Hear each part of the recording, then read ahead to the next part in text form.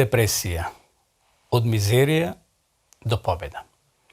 На Абрахам не му била непозната депресијата.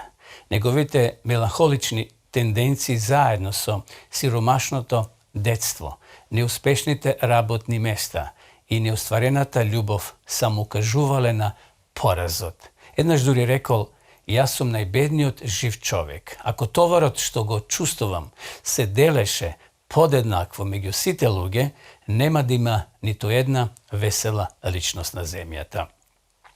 Винстон доаѓал од привилегиран дом со секоја материјална вредност и предност. Сепак неговиот живот бил оптоварен со болести, несреќи, лоши оценки и недостаток на љубов. Неговиот рамнодушен татко еднаш прорекол дека Винстон на крајот ќе дегенерира во излитено, несреќно и празно постоење.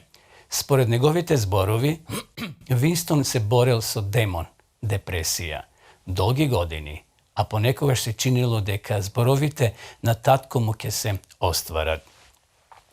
За среќа, депресијата не мора да биде крај на ниедна животна приказна. Аврам, чие целосно име било Абрахам Линколн, тој ја надминал депресијата и станал еден од најпочитуваните председатели во историјата на Соединетите Американски држави. Битката на Винстон со депресијата можела да биде последната глава во тој тажен, осамен живот. Но Винстон Черчил се издигнал на неговите околности како премиер на Англија.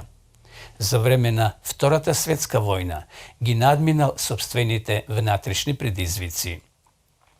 Против застрашувачкиот противник, речиси постојано исмеван, против се, ги опремил британските трупи да го поразат третиот рај во Европа.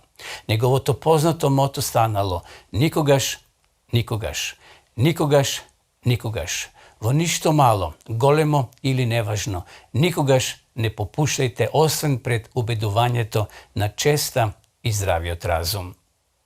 Овие благородни примери ни кажуваат приказна не само за поедини луѓе кои победиле против се, туку и за величествената моќ на човечкиот мозок повторно да се опреми и преобликува според она што учи и на начинот како да се грижиме за него.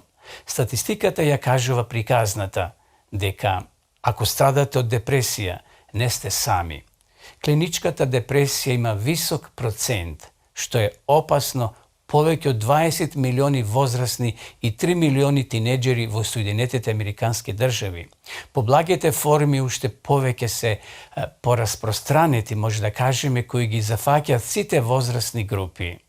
И затоа, почитувани гледачи, фактори на ризик за депресијата вклучуваат семејна историја, медицинско здравје или состојба на менталното здравје, нерешена вина или гнев, немање цел, социјални фактори и фактори на животната средина, исхрана и начин на живот. Да наведеме само неколку. Нил Нидли, доктор на науки, автор на книгата Излегување од депресијата, наведува дека е многу важно да се најде причината или причините за вашата депресија. Решете што е можно повеќе променливи причини со посветување внимание на исхраната, начинот на вашиот живот, социјалните фактори, навики на мислата и духовните потреби. Важноста да се побара квалификуван лекар е многу важен фактор и затоа грижата за депресија не може да се пренагласи. Прилагодување и намалување, например, на лековите мора да бидат надгледувани од квалификуван здравствен работник. Не можете вие тоа сами да го правите. Чувството на празнина, недостаток на мотивација, замор и депресија може да се вовлечат во животот на било кој. Но продолжената депресија која не попушта, ја онеспособува личноста. Но сепак добра вест е дека дури кога луѓето се склони кон депресија, постојат многу фактори кои може да се приспособат, менуваат и контролираат. Да видиме сега за исхранати депресијата. Алкохолот, например, пушењето, кофеинот го зголемуваат ризикот и симптомите на депресијата. Тоа го прави и исхрана богата со рафинирани масти и сладка храна. Помошта се наоѓа преку исхраната богата со свежо овоше, зеленчук, мешонки и цели зрна како кафеав ориз и овесна каша. Оревите и ленено семе, кои содржат омега-3 масти киселини, го подобруваат здравјето на мозокот и расположението. Пиењето 8 чаши вода дневно наместо за сладени пијалоци заштедува пари, но исто така го подобрува расположението и ја зголемува моќта на мозокот. Ниско ниво на витамин B12 и D се поврзани со депресија. Можеби ќе сакате да ги проверите вашите нивоа преку едноставен тест на крвта. Хранливата исхрана ја подобрува хемијата на мозокот, обезбедувајќи енергија и ги намалува соединенијата на стрес. Му дава факти за растот на мозокот кои ги подобруваат нервните врски на мозокот. Тоа значи поголем капацитет за учење, решавање на проблеми и борба против депресијата. Вежбите, тоа удара по вашата глава. Во позитивен смисол, вежбата е главен фактор за облажување и спречување на депресијата. Тоа предизвикува структурни промени во вашиот мозок, кои ги подобруваат функциите на мозокот, дури и во случај на тешка клиничка депресија. Вежбањето ја намалува анксиозноста, го подобрува вашето внимание, креативноста, решавање на проблеми и го намалува стресот. Брзата 10-минутна прошетка може да го подобри вашето расположение дури за 1 час. Секојдневното вежбање е наречено најмокниот антидепресив кој му е познат на човекот. Тие докази покажуваат дека вежбањето буквално го стимулира производството на нови нервни клетки во вашиот мозок. И затоа проверете ги негативните мисли. Во голема мера имаме можност да избереме како ќе го размислуваме и како ќе се чувствуваме во некоја ситуација. Донесете одлука да се фокусирате на решението наместо на проблемите. Гледайте ги тешкотиите како можност да стекнете сила во споредба со предизвиците. Што е најважно? Негувајте благодарност, оптимизам и верба во Бога во ситуации што не можете да ги промените.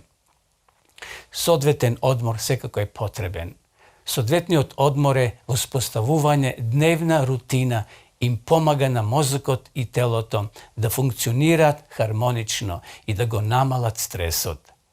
Негување социјални врски, одвојување време за Бога и животни навики кои го вклучуваат слободното време и работни навики, сите имаат влијание врз постојано менување на структурата, функцијата и метаболизмот на вашиот мозок, кој секогаш се менува.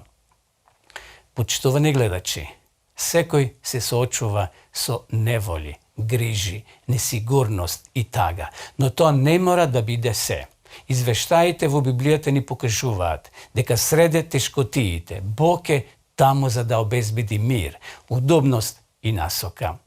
Те викам од крајот на земјата, кога моето срце ќе попушти, однеси ме на планина, каде не можам да се искачам. Верувам дека ќе ја видам Господовата добрина во земјата на живите. Надевај се во Господа, биди слободен. Нека биде цврсто твоето срце. Надевај се на Господа. Почитувани гледачи, Исус вели, дојдете кај мене сите уморни и оптоварени, и јас ќе ве одморам. Божите ветувања се сигурни. Проверете ги сами во неговата реч, Библијата. Испитај и види колку е добар Господ. Блажен е човекот кој се надева на него. О Господи, Господи, Ти ги создаде небото и земјата со голема сила, со подигната рака. Тебе ништо не ти е невозможно.